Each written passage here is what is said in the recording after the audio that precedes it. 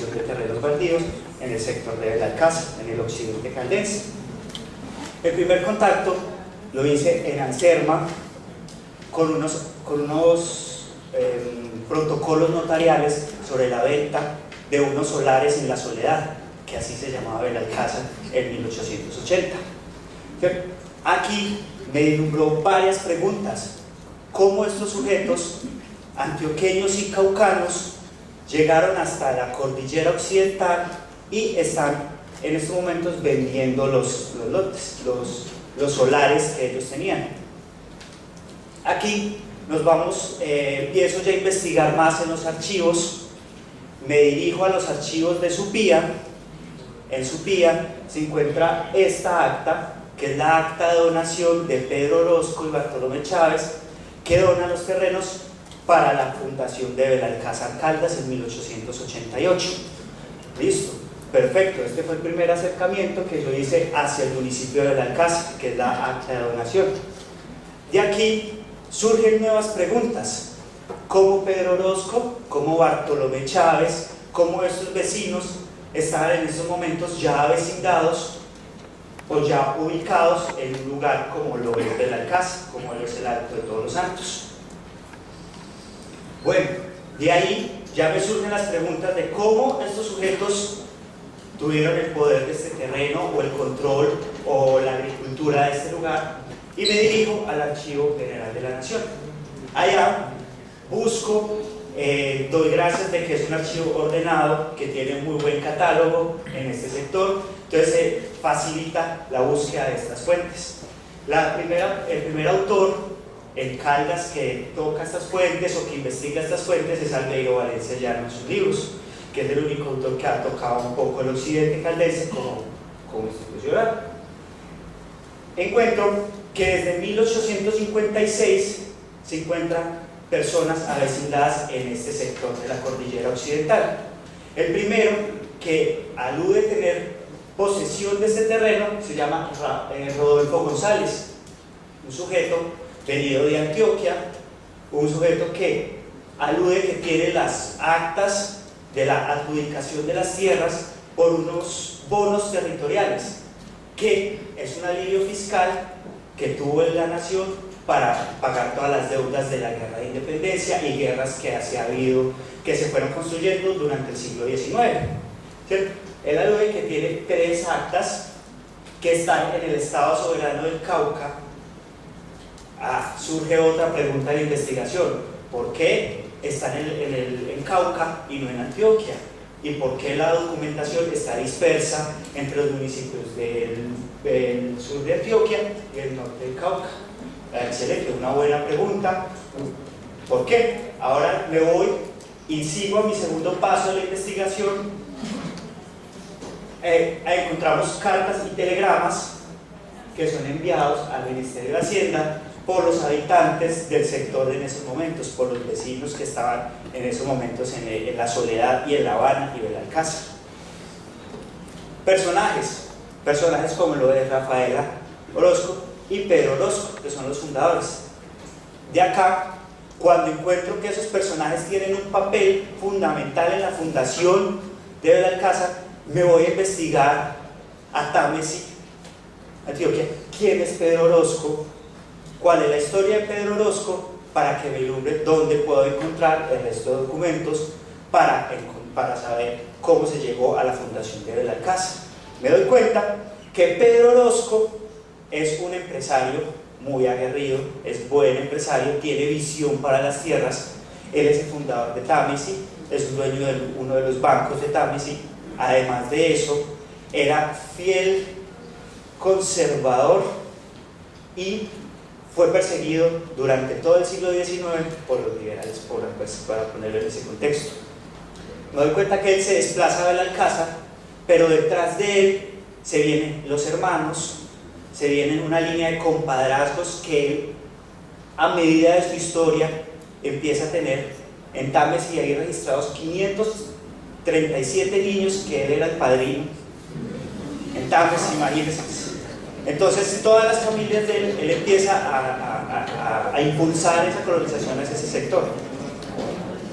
Ahora, y listo, ¿qué ¿qué pasa en ese momento en Colombia en un contexto nacional que me dice que las colonizaciones se en un auge? Me voy y busco las leyes, algunas leyes que hay vigentes en ese momento para la adjudicación de terrenos a personas naturales o a personas por bonos territoriales o por la adjudicación de baldíos nacionales, que en ese momento de la historia ya tienen un papel muy importante. ¿Por qué? Porque estamos en esa expansión agrícola, en esa expansión de terrenos, en esa creación de centros institucionales para el control territorial. Porque tengamos en cuenta que el occidente de esa cordillera es un límite o una frontera entre Antioquia y Cauca en el siglo XIX. Entonces hay esa disputa y esa interacción comercial y todo entre esos dos departamentos. Por eso los baldíos de ese sector que eran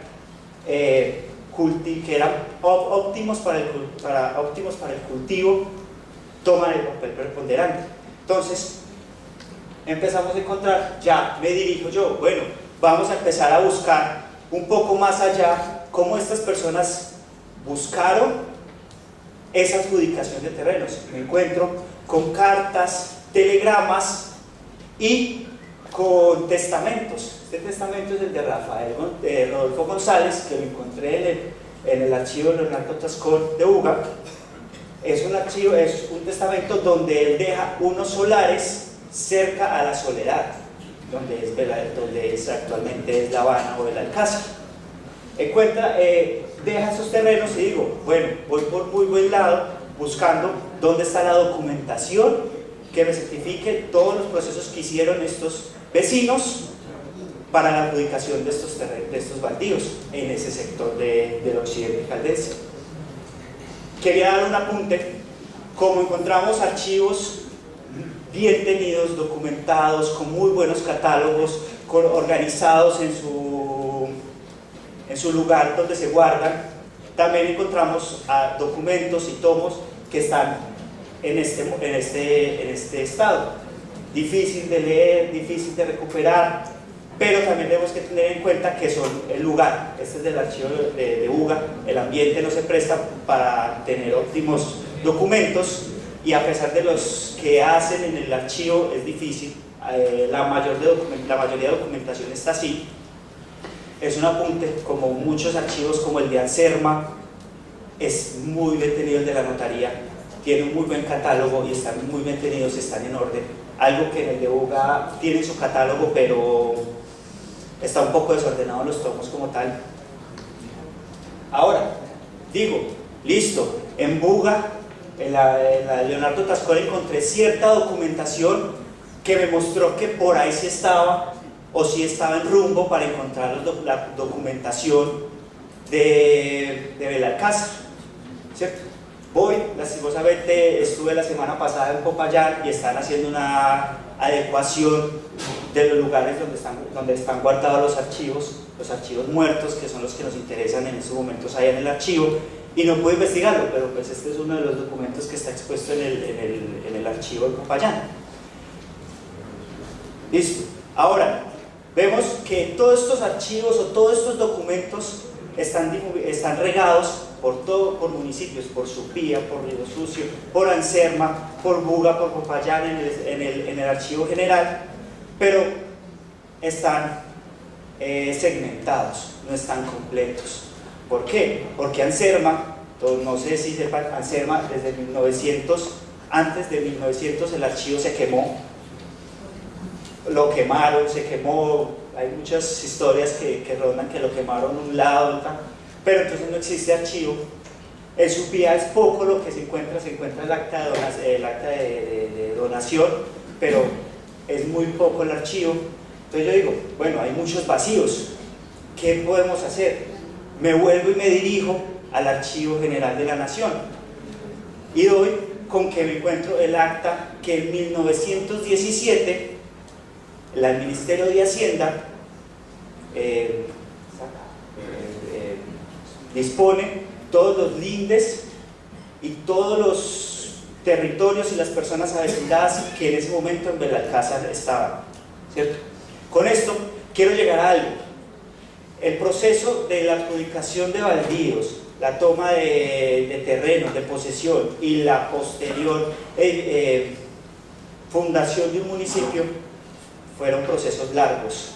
En 1880 habían personas avecindadas en Belalcázar, pero hasta 1917 no fue puesto como municipio como tal, como cabecera, ¿cierto? Ahora, estas fotografías son un trabajo también que se hizo a la par de la investigación de la tesis de grado, que fue la recolección de fotografías antiguas de los álbumes familiares que habían en el municipio. Es algo que se trató de rescatar. Muchos de los ancianos son complicados para que nos permitan las fotografías, son fotografías muy antiguas. Además de eso, una de las fuentes que utilicé para llegar a estos archivos y para poder rastrear el linaje familiar de los vecinos de las 23 familias que estaban avecindadas en Belalcázar fueron entrevistas a hijos de fundadores del municipio. Ellos fueron los que me dieron el indicio de dónde venían estos pobladores: Abejorral, Támesi, Sonsón, Sonsón, de Buga también venía. Hay uno que es Clímaco Pizarro,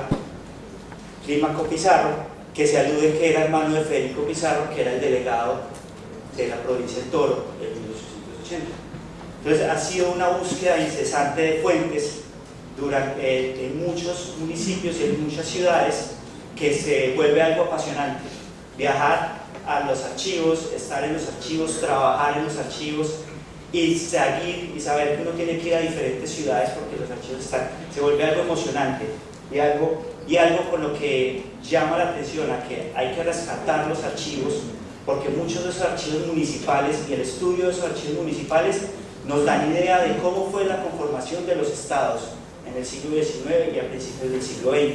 ¿Por qué? Porque esos municipios, como es Belalcázar, como es Risaralda y como es San José, son municipios que se crearon para el control institucional que quería hacer el gobierno frente a ese sector que estaba en ese momento en auge cafetera, que cruzaba un camino, porque cruzaba el camino del Quindío, y fuera de eso conectaba el Valle del Sopinga, que es hoy en día el Valle de Risaralda, con la cordillera y con el Valle del Cauca, el Magdalena. Esa es parte de la investigación, parte de la búsqueda de los archivos que hice durante 2 años. Fue viajes constantes, fue viajes, estar en archivos 2 o 3 días. Los que hemos trabajado en archivos saben que es duro, estar uno leyendo, estar uno luego la sistematización de la información, la paleografía que necesita uno para poder transcribir las actas. Entonces, pues eso era mi investigación. Muchas gracias por su atención.